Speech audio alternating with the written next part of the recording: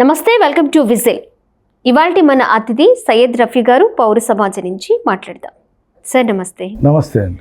Sir, నిన్న ED సోదాలు చేసింది ఎంపీ అవినాష్ రెడ్డి ఇంట్లో, అలాగే ఒక 7 ప్లేసెస్లో కూడా ఈడీ సోదాలు జరపడం, కొంత అమౌంట్ని కలెక్ట్ చేసుకోవడం, బ్యాంక్ లాకర్స్ని తీసుకోవడం, అలాగే వివేకానందరెడ్డి హత్య విషయంలో అసలైన దోషుల్ని బయటకు తీసుకురావాలని ఎవరైతే సునీత గారు లేఖ రాశారో, ఇవన్నీ కూడా లింక్ ఉందనుకోవచ్చు అంటారు.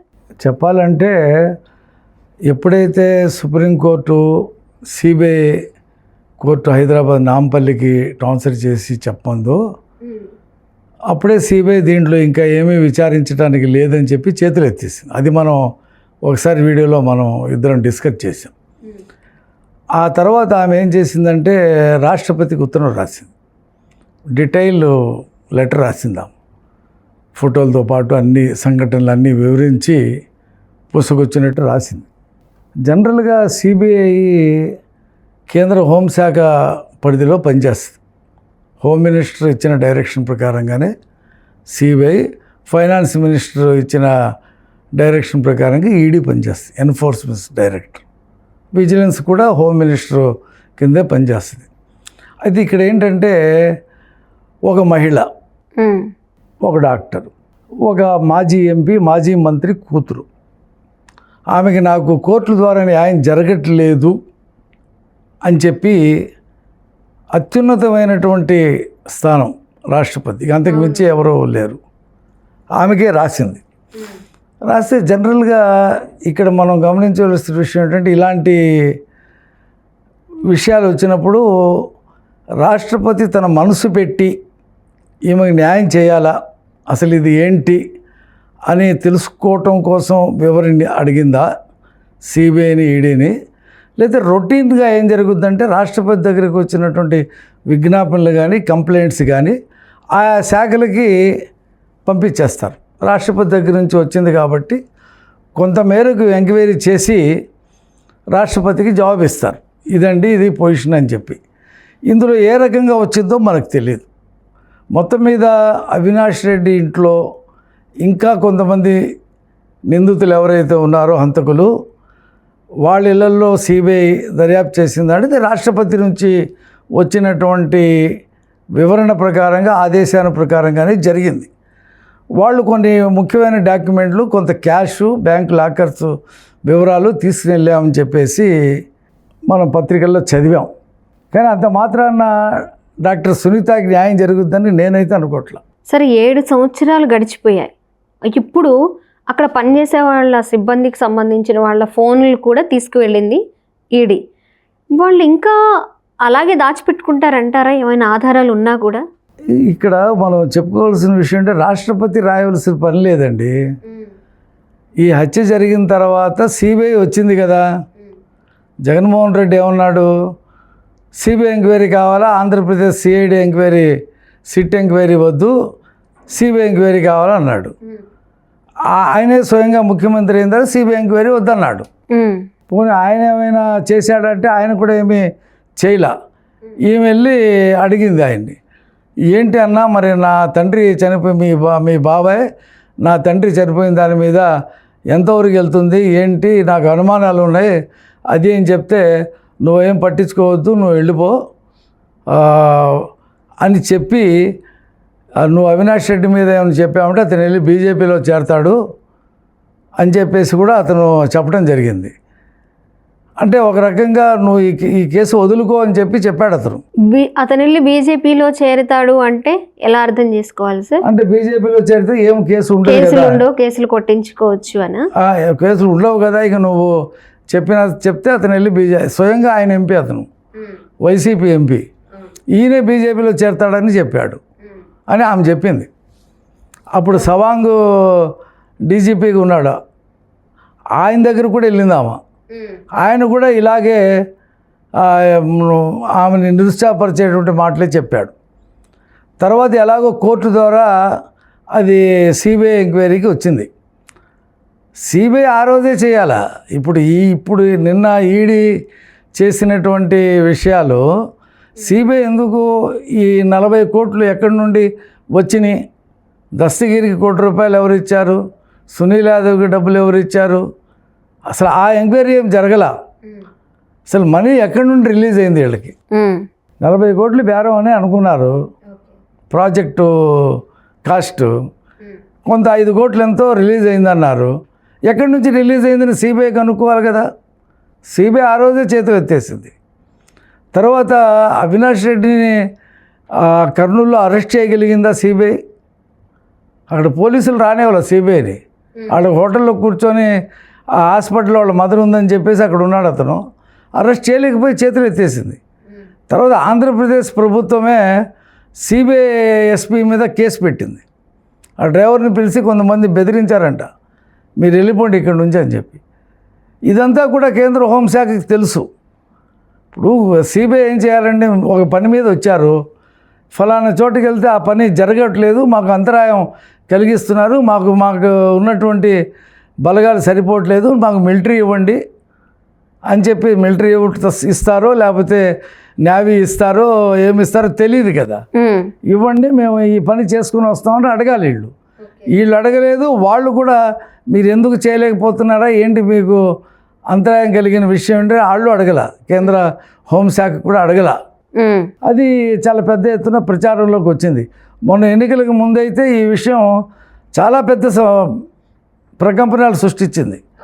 ఒక పక్కన సునీత, షర్మిల ఇద్దరు కలిసి ఊరు వాడ తిరిగి ఈ విషయం చెప్పారు ప్రచారంలో. మొన్న ఎన్నికల్లో ఈ అంశం కూడా చాలా కీలకమైనటువంటి పాత్ర పోషించింది. ఒక కోణంలో అది కూడా ప్రజలు దాన్ని నమ్మారు. ఇవాళ 2 సంవత్సరాలు దాటిపోయేది. మళ్ళీ లోతైన విచారణ కావాలి. హత్య చేసింది ఎవరు, చేయించింది ఎవరు, పథక రచన చేసింది ఎవరు తెలియాలని కదా ఆమె అడుగుతుంది. అందులో భాగంగా ఇప్పుడు జగన్మోహన్ రెడ్డి తెల్లవారుజామున 4 నాకు చెప్పాడని చెప్పి ఉమారెడ్డి వెంకటేశ్వర్లు ఇంకా అజయ్ కలాం రెడ్డి వీళ్ళు చెప్పారు. మరి జగన్మోహన్ రెడ్డికి 4 ఎవరు చెప్పారని సిబిఐ అడగాలి కదా. మరి ఆయన ఆ రోజు సాయంత్రం 5 వచ్చి అసలు అతన్ని ఎలా చంపారు, తల మీద ఎన్నిసార్లు గొడ్డలతో నరికారని ఆయనే చెప్పాడు ముందు. తర్వాత చెప్పాడు దస్తగిరు. అది మీకు ఎలా తెలిసింది?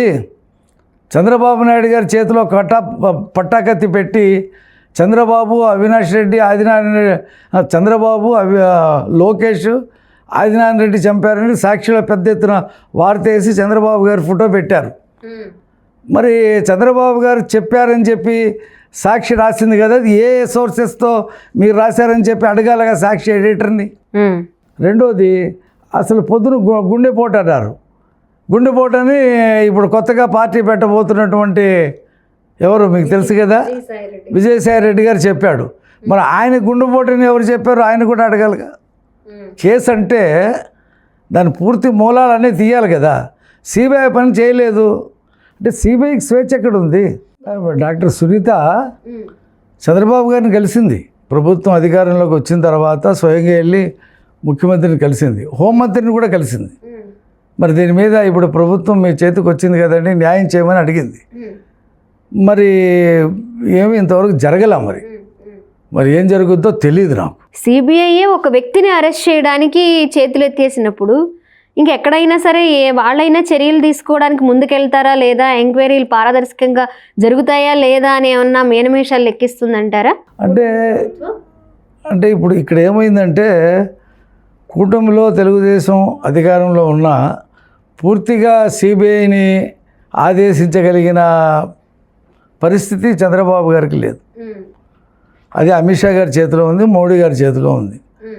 అయితే ఆంధ్రప్రదేశ్ ప్రభుత్వం ఈమె అడిగినటువంటి క్వశ్చన్స్ ఏమైతే ఉన్నాయో, అనుమానాలు ఏమైతే ఉన్నాయో సిఐడి దర్యాప్తు చేయవచ్చు. ఓకే, మళ్ళీ కొత్తగా సిఐడి దర్యాప్తు చేయవచ్చు. అప్పుడు ఏబి వెంకటేశ్వరరావు దానికి అప్పుడు ఇంటెలిజెన్సీ చీఫ్గా ఉన్నారు. ఆయన అడిగినా కొన్ని విషయాలు సిబిఐ అడిగితే చెప్తాడు. మరి ఆ కేసు ఇక్కడ ముందుకెళ్ళట్లేదు, అక్కడ ముందుకెళ్ళట్లా. ఇప్పుడు ఏదో కదిలింది, రాష్ట్రపతికి ఉత్తరం రాయటం వల్ల, సునీత గారు రాయటం వల్ల కదిలింది. మరి చూద్దాం. మరి సిబిఐ, ఈడీ 2 ఇంటర్వ్యూన్ అయినాయి కాబట్టి మళ్ళీ మరి అది వాళ్ళే చూసుకుంటారని చెప్పి ఆంధ్రప్రదేశ్ ప్రభుత్వం అనుకుంటుందా, లేదా వాళ్ళకి మళ్ళీ ఏమైనా సమగ్రమైన సమాచారాన్ని ఇస్తుందా? ఎందుకంటే ఇది ఒక ఆంధ్రప్రదేశ్కో లేకపోతే కడపకో పులివెందులకో సంబంధించినటువంటి అంశం కాదు. ఇది ఒక మాజీ ఎంపీ, ఒక మాజీ మంత్రి, ఒక మాజీ ఎమ్మెల్సీని ఇంత దారుణంగా హత్య చేస్తే ఆ హత్య ఎవరు చేయించారు, దాని వెనక ఎవరు ఉన్నారు అనేది ఇంతవరకు బయటికి రాకపోతే ఇది మొత్తం భారతదేశ న్యాయశాస్త్రానికే, భారతదేశ ప్రభుత్వానికి ఛాలెంజ్ లాంటిది ఇది. సార్, గతంలో ఇలాంటి పరిణామాలు ఏమైనా జరిగాయా? అంటే ఇలాంటి హత్యలు జరిగినప్పుడు పూర్తిగా సిబిఐ చేతులెత్తేయడం, అసలు దోషులను పట్టుకోలేకపోవడం, కుటుంబ సభ్యులు కోర్టుల వెంటూ తిరగడం న్యాయం జరగాలి అని చెప్పి పోరాడిన సందర్భాలు గతంలో ఎప్పుడైనా ఉన్నాయా? ఇదే కేసా? ఉండొచ్చు, కానీ అదేదో మామూలు కేసులు అయితే ఉండొచ్చు, అది ఏళ్ళ తరబడి కొనసాగవచ్చు. కానీ హత్యకు సంబంధించి ఉండొచ్చు, ఉందో లేదో నాకు తెలియదు. నేను దాదాపు 2 కోట్ల కేసులు పెండింగ్ ఉన్నాయని చెప్పేసి వాళ్ళే చెప్తున్నారు కదా. ఆ పెండింగ్లో ఏమున్నాయో మనకు తెలియదు. బట్ ఇది సంచలనం సృష్టించినటువంటి కేసు కదా.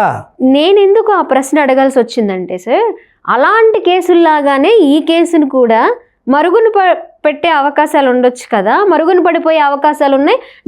అసలు దోషులు చాలా కూల్గా రిలాక్స్డ్గా ఉండొచ్చు అని కూడా అనుకోవచ్చు కదా. అంటే ఇప్పుడు దీంట్లో మనం చెప్పుకోదగిన విషయం ఏంటంటే, ఇందులో ఆమె ఎవరి మీద అయితే ఆరోపణ చేస్తుందో, ఎవరైతే దోషులుగా ఉన్నారో వాళ్ళు నిర్భయంగా ఉన్నారు, ఏమీ కాదని. ఆందోళన చెందుతుంది డాక్టర్ సునీత తప్పితే మిగతా వాళ్ళు ఎవరు ఆందోళన చెందట్లా. వాళ్ళు దే ఆర్ వెరీ హ్యాపీ, ఏమి కాదులే. భారతదేశంలో మొత్తం భారతదేశ న్యాయ వ్యవస్థకి సవాల్ ఇది. సుప్రీంకోర్టు కూడా ఏమి చేయలేని పరిస్థితుల్లో చేతులు ఎత్తేసింది. సుప్రీంకోర్టు చెప్తుంది ఎంక్వైరీ చేయమని, సిబిఐ అంటుంది ఎంక్వైరీ చేసేది ఏం లేదంటుంది. మరి ఇప్పుడు రాష్ట్రపతి నుంచి వచ్చినాయి ఉత్తర్వులు, వాళ్ళు మనీ లాండరింగ్, మళ్ళీ మనీకి సంబంధించినటువంటి ఈడీ సోదాలు చేసింది. సిబిఐ ఏం చేస్తుందో చూడాలా. సిబిఐకి ఎవరు ఇవ్వాలి ఆర్డర్సు? కేంద్ర హోంశాఖ ఇవ్వాలా. మరి రాష్ట్రపతి నుంచి లెటరు కేంద్ర హోంశాఖకి వెళ్తే హోంశాఖ నుంచి సిబిఐకి ఏమి ఆర్డర్స్ వస్తే సిబిఐ ఇచ్చేస్తుంది. సిబిఐకి స్వతంత్రంగా వ్యవహరించే దర్యాప్తు సంస్థ కాదు కదా. కాబట్టి నేనేమనుకుంటాను తెలుసా, వ్యక్తిగతంగా ఈ కేసు ఏమీ కాదు.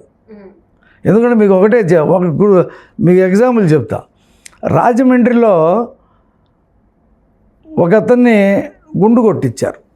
ఇసుక లారీలు అక్రమంగా తీసుకెళ్తున్నారని చెప్పి ఓ యువకుడు, అతని పేరు దుర్గాప్రసాద్, ఏదో గుర్తు రావట్లేదు నాకు, ఈ సందర్భం గుర్తు తెచ్చుకున్నాను కాబట్టి అతనికి గుండు కొట్టించారు పోలీస్ స్టేషన్లో. అతను ఏం చేశాడంటే, అప్పుడు ఉన్నటువంటి రాష్ట్రపతి, ఈ రాష్ట్రపతి కాదు, కోవింద్ గారు ఉన్నప్పుడు అతను ఒక లెటర్ రాశాడు. నాకు ఇక్కడ ఈ ఆంధ్రప్రదేశ్ ప్రభుత్వం నుంచి కానీ పోలీసుల నుంచి కానీ నాకు న్యాయం జరగట్లేదు, నేను నక్సలైట్గా మారిపోతాను, నాకు మీరు అనుమతి ఇవ్వండి నాకు అని చెప్పి లెటర్ రాశాడు. దానికి కోవింద్ గారు చలించిపోయినట్టున్నాడు. ఇదేంటి అసలు, నేను నక్సలైట్ అవుతాను అని చెప్పి నాకు పర్మిషన్ ఇవ్వమని చెప్పి అడుగుతున్నాడు, అసలు ఏంటి ఆ స్టోరీ ఏంటి చెప్పమని చెప్పి ఆయన ఆంధ్రప్రదేశ్ ప్రభుత్వం చీఫ్ సెక్రటరీకి రాష్ట్రపతి నుంచి లెటర్ వచ్చింది.